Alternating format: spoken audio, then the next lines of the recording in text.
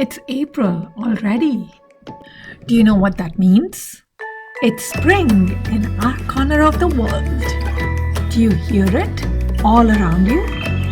Yes, that's the sound of birds chirping and frogs croaking. Did you know that frogs sing as the weather gets warmer? Why do they do this? Let's learn more in another edition of our series, Walking with the Wild. Before we start the video, please hit subscribe for more music and videos. Frogs are small animals belonging to a group called amphibians.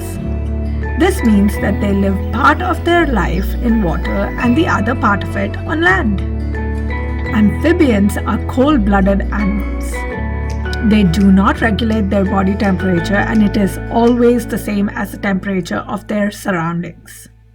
A frog has moist skin and big bulging eyes. Its hind legs are more than twice as long as its front ones. Most frogs have webbed back feet to help them leap and swim. Frogs are found all over the world except for Antarctica. Far too cold there. Frogs live both on land and in water. They move on land by jumping and climbing and by swimming in water. Using their long legs, many frogs can leap 20 times their body height. There are over 5,000 species of known frogs, and scientists continue to discover new species all the time. Frog species come in a variety of sizes and colors, but they have two main color schemes that help them with surviving in the wild. The mottled green and brown colors are used for camouflage, so predators have a more difficult time spotting them. Meanwhile, the bright colors, like those of the poison frog, signal a warning sign to predators that their skin is toxic. Some South African frogs are so poisonous that you can die from them. What's the difference between frogs and toads? There isn't a difference. The word frog includes both frogs and toads.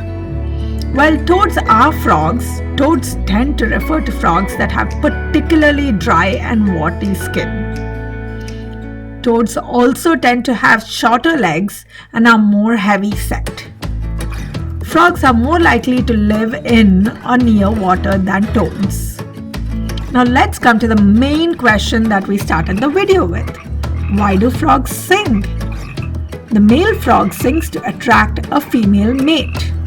Only females of the same species of frog will be attracted to these calls, which is why there are so many different sounds that different frogs make.